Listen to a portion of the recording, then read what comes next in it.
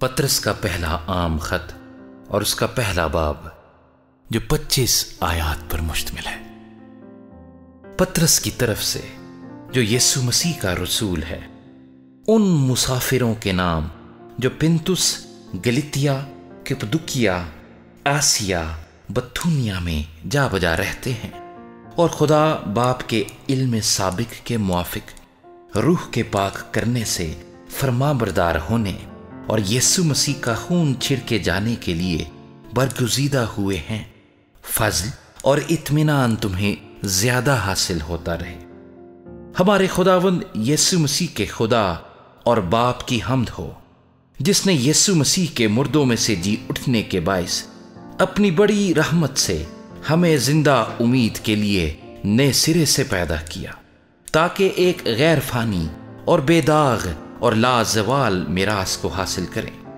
वो तुम्हारे वास्ते जो खुदा की कुदरत से ईमान के वसीले से उस निजात के लिए जो आखिरी वक्त में जाहिर होने को तैयार है हाजिर किए जाते हो, आसमान पर महफूज है। इसके सबब से तुम खुशी मनाते हो, अगरचे अब चंद रोज के लिए जरूरत की वजह से तरह तरह की आजमाइशों के सबब से गमजदा हो, और ये इसलिए है कि तुम्हारा आजमाया हुआ ईमान जो आग से आजमाए हुए फानी सोने से भी बहुत ही बेशकीमत है, यीशु मसीह के ज़हूर के वक्त तारीफ और जलाल और इज्जत का बाइस ठहरे। उससे तुम बेदेखे मोहब्बत रखते हो, और अगरचे इस वक्त उसको नहीं देखते तो भी उस पर ईमान लाकर ऐसी खुशी मनाते हो जो बयान से बाहर और जलाल से भरी है, और अपने ईमान का मकसद यानी रूहों की निजात हासिल करते हो। इसी निजात की बाबत उन नबियों ने बड़ी तलाश और तहकीक की जिन्होंने उस फजल के बारे में जो तुम पर होने को था नबूवत की।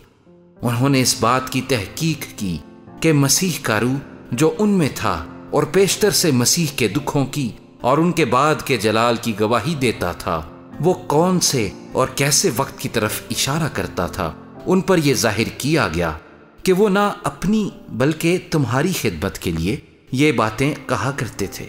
जिनकी खबर अब तुमको उनकी मार्फत मिली, जिन्होंने रूहुल कुद्स के वसीले से जो आसमान पर से भेजा गया तुमको खुशखबरी दी, और फरिश्ते भी इन बातों पर गौर से नजर करने के मुश्ताक हैं। इस वास्ते अपनी अक्ल की कमर बांध कर और होशियार होकर उस फजल की कामिल उम्मीद रखो जो यीशु मसीह के ज़हूर के वक्त तुम पर होने वाला है, और फरमाबरदार फर्जंद होकर अपनी जहालत के ज़माने की पुरानी ख्वाहिशों के ताबे ना बनो, बल्कि जिस तरह तुम्हारा बुलाने वाला पाक है उसी तरह तुम भी अपने सारे चाल चलन में पाक बनो, क्योंकि लिखा है कि पाक हो इसलिए कि मैं पाक हूं, और जबकि तुम बाप कहकर उससे दुआ करते हो, जो हर एक काम के मुआफिक बगैर तरफदारी के इंसाफ करता है, तो अपनी मुसाफिरत का जमाना खौफ के साथ गुजारो, क्योंकि तुम जानते हो कि तुम्हारा निकम्मा चाल चलन जो बाप दादा से चला आता था, उससे तुम्हारी खलासी फानी चीजों यानी सोने चांदी के जरिए से नहीं हुई, बल्कि एक बेऐब और बेदाग बरे यानी मसीह के बेशकीमत खून से। उसका इल्म तो बनाए आलम से पेशतर से था, मगर ज़हूर अखीर ज़माने में तुम्हारी खातिर हुआ कि उसके वसीले से खुदा पर ईमान लाए हो, जिसने उसको मुर्दों में से जिलाया और जलाल बख्शा, ताकि तुम्हारा ईमान और उम्मीद खुदा पर हो, चूंकि तुमने हक की ताबेदारी से अपने दिलों को पाक किया है, जिससे भाइयों की बेरिया मोहब्बत पैदा हुई। इसलिए दिलो जान से आपस में बहुत मोहब्बत रखो,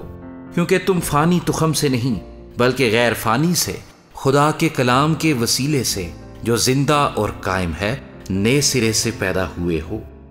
चुनाचे हर बशर घास की मानिंद है, और उसकी सारी शान और शौकत घास के फूल की मानिंद। घास तो सूख जाती है और फूल गिर जाता है,